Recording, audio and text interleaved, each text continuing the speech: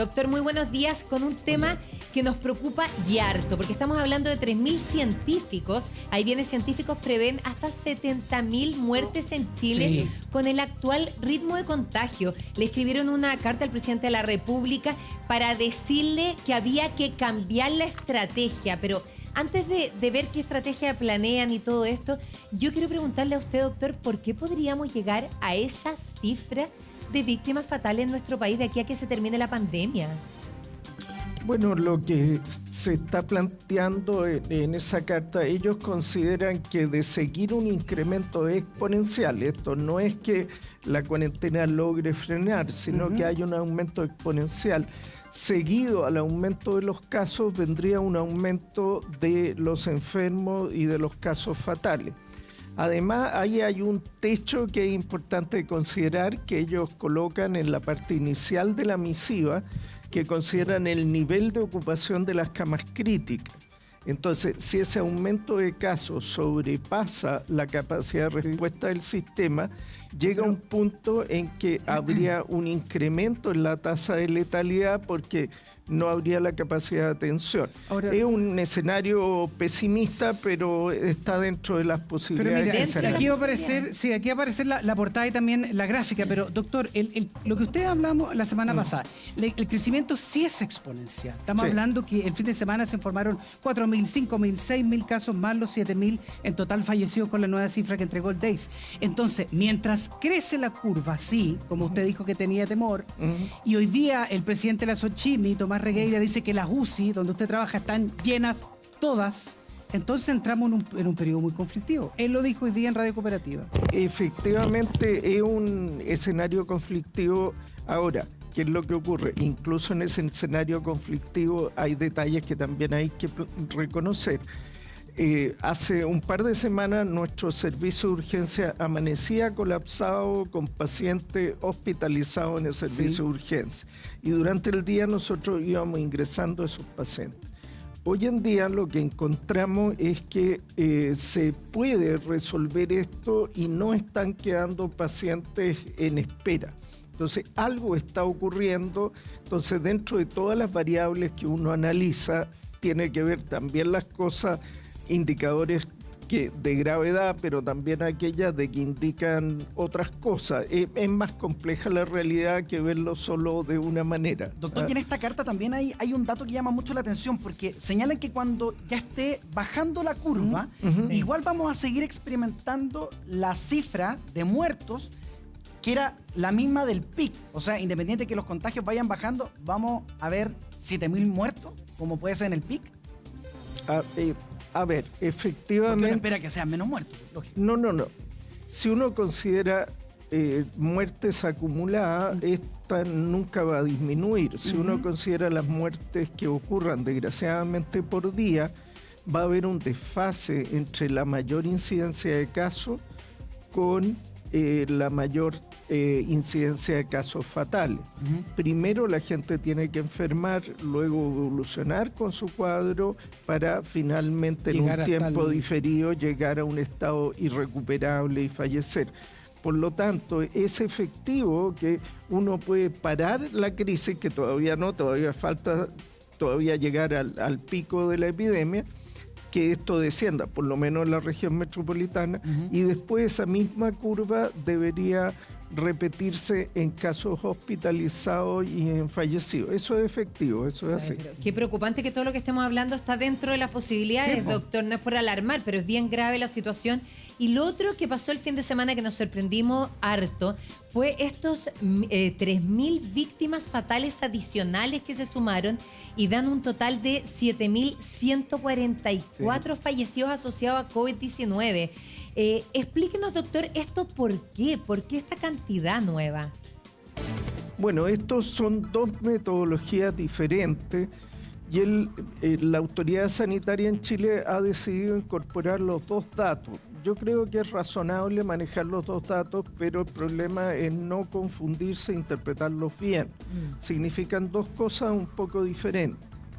Un dato son la cantidad de fallecidos en que tenemos la demostración. Sabemos de que fue por coronavirus y eso es la cifra que se está reportando hasta ahora. O sea, si yo tengo en el campo, tengo un familiar que murió de un tema respiratorio, finalmente sin PCR, él va a ser considerado como un posible caso COVID. Claro, Así. Estos nuevos casos que pudieran ser coronavirus, la recomendación de la Organización Mundial de la Salud es también reportarlo. No necesariamente va a ser la cifra exacta, puede haber una sobreestimación, puede ser, pero desde el punto de vista sanitario lo que se pretende es evitar la subnotificación al detectar estos casos. Las dos cifras tienen sus pros y sus contras. Ahora, también hay otro detalle. El grado de subnotificación de Chile es diferente al de otros países, porque la cantidad de testeo, Chile prácticamente está llegando a 1 millón de personas testeadas. Y por eso tenemos las dos cifras, ¿no? Tenemos las dos cifras. Eso significa que prácticamente 1 de cada 18 chilenos ha sido testeado, lo que no es una cifra despreciable. Entonces, nuestro registro de fallecidos con testeo es bastante más alto que en otros países que no hacen tanto. Tenemos al alcalde Lavín y la alcaldesa Leitao en pantalla. Alcalde Lavín, ¿esto confunde a la ciudadanía? ¿Usted le han hecho varias consultas o a usted le parece bien que se empiecen a entregar estas dos cifras? Buenos días, alcalde. Hola, buenos días. Mire, yo encuentro que la llegada del ministro París ha significado un cambio en varias cosas. Y uno de ellos es la manera en que se entregan las cifras y entregar todo con la mayor apertura y transparencia. Claro. Por tanto, me parece bien que se entreguen las cifras completas, porque efectivamente, tal como dice el doctor Ugarte, una cosa es tener la certeza que la persona murió de coronavirus, que la certeza total la tiene porque el PCR dio positivo, pero lo otro es que hay personas que no se tomaron el PCR y que tuvieron enfermedades respiratorias que uno dice... ¿por qué este año en mayo o este año en junio murieron estas personas en circunstancias que hace un año atrás no pasaba en la misma magnitud? Entonces, es muy probable que estas personas también hayan fallecido a raíz del coronavirus. Por tanto, si queremos tener la transparencia total, es mejor que esa cifra esté. Entonces, en la práctica, yo sé que esto a lo mejor puede cambiar después un poquito porque se van a estudiar más los casos y se va a saber más exactamente. Pero yo creo que para entender bien lo que está pasando en la pandemia, tenemos que suponer que efectivamente, y tiene que dolernos esa cifra, han fallecido 7.000 personas. Y eso hace que la tasa que se llama la tasa de letalidad, o sea, de los contagiados, cuántas personas fallecen, hoy día está en el orden con esa cifra de 7.000, es más o menos un 3%. Entonces esto significa que de las personas que contagian, que están contagiadas, 14 días después, porque hay un cierto rezago en esto, no es instantáneo, lo decía el doctor. Por ejemplo, si hoy día se reporta una cifra de, supongamos, 6.000, bueno, 6.000 contagiados, el 3% de eso es 180. Significa que 14 días más uno debería esperar que fallecieran 180 personas. Entonces, claro, las cifras van aumentando a razón de 100 personas al día, 150 personas al día. De repente está esto del registro civil, que los días lunes y martes se dan cifras menores, pero después se dan cifras mayores. Pero en el fondo estamos enfrentando una letalidad del 3%. Sí, deberán. Y decir lo siguiente, que yo siento que estamos entrando a las 2 semanas más decisivas de la pandemia. Sí, ya vamos a ir con ese tema, alcalde, porque lo que se viene es muy duro. Estas cifras también nos duelen mucho, por supuesto, y cualquier cifra nos duele cuando hablamos de seres humanos. Pero, alcaldesa Leitao, ¿cuál es la sensación que le queda? Uno se pierde un poco también con las cifras, pero ¿qué le parece a usted esta nueva metodología? Cuando en una epidemia que uno necesita certeza, es difícil entregarlas también. A ver, yo creo lo primero es que las cifras de fallecidos no pueden ser solo una cifra, un número, porque la gente se empieza a acostumbrar a los números. Y cuando se empiezan a acostumbrar a los números, dejan de tener las precauciones respecto de estos temas, con lo que debiéramos como poner en la población como una preocupación fundamental. Entonces, lo que yo creo que hay que hacer, o lo que yo creo que tenemos que ponerle es rostro también a eso y decirnos cada uno de nosotros, ¿cuántas personas cercanas a nosotros han fallecido? ¿Cuántas personas que conocemos, de amigos, familiares? Porque ahí uno va diciendo, oye, esto está cerca mío, no está lejos, no es una cifra, no es un número. Lo que me pasa en el fondo con las cifras que entrega el ministerio muchas veces es que la gente se empieza a acostumbrar a las cifras. Y lo que tenemos que hacer, y yo creo que ahí el doctor probablemente sabrá respecto de que la gente tiene que empezar a entender de que este es un problema que nos puede llegar a cada uno de nosotros y que la gente tiene que tomar conciencia. Entonces, es bueno saber el número de personas, pero creo que además hay que ponerle un criterio como decir, bueno, como decía, tantas personas diarias. Yo por lo menos en mi comuna, las cifras que yo tengo son terribles. O sea, antes en un inicio de esta pandemia fallecían alrededor de 1 o 2 personas cada 3 o 4 días. Hoy día lo que tenemos es entre 5, 6, 8 personas diarias. Entonces eso te da la magnitud del problema, y uno ahí puede empezar a mirar. Acá en la gráfica, respecto a lo que usted habla, ha subido ya el doble en todas las comunas. En el caso de Independencia es complicado, estábamos viendo también en San Ramón, Recoleta, Conchalí. Esta es la gráfica, doctor, que indica que los casos no hay ningún patrón de que la curva vaya a descender. Bueno, si esto uno lo ve, es lo que ha ido ocurriendo con la curva de casos nuevos por día en Chile. Y uno ve como esta sigue aumentando y no se ha estabilizado en un punto que uno diga, aquí ya se ha frenado y se produce una meseta. Todavía está subiendo, y esto es comparado con otros países que ya vivieron esto. Y estamos superando a Italia con la cantidad de contagiados. Por día. Sí, contagiados por día, así es. Pero ahí, doctor, uno dice, ya vamos a cumplir 5 semanas, corrígeme si me equivoco, en el Gran Santiago de cuarentena, y las cifras siguen subiendo y siguen subiendo. ¿Y ya qué más se puede hacer, doctor? Cumplir la cuarentena. Porque no hay ninguna forma. Si el detalle, la cuarentena no sirve de nada si no se cumple. O sea, tenemos una cuarentena en el papel que alcanza un 30% de la población, en algunas comunas más. Pero con eso no tenemos ningún efecto. El efecto se logra cuando superamos el 60% de la población realmente sin moverse. Acá estamos... Disculpa, Mari, que sí, dale, acá dale. En este gráfico de espacio público estamos comparando distintos países que cada uno tiene su sistema de medición y además sus propias medidas y estrategias que están haciendo. Pero así todo, uno empieza a ver las curvas y la verdad es que como en la mitad de la curva, al menos chilena, algo nos pasó y nos disparamos. E independiente de que cada uno tenga un sistema de medición distinto, sorprende y preocupa que estemos por sobre Estados Unidos, por sobre España, por sobre Italia, que son los países que más han destacado de manera negativa por cómo han enfrentado el virus. Claro, efectivamente en esta etapa existía la esperanza de que se lograra controlar la propagación del virus y se lograra aplanar la curva. Antes de que se lograra aplanar la curva, estábamos bastante optimistas, te das cuenta, el ambiente era como que los números eran positivos.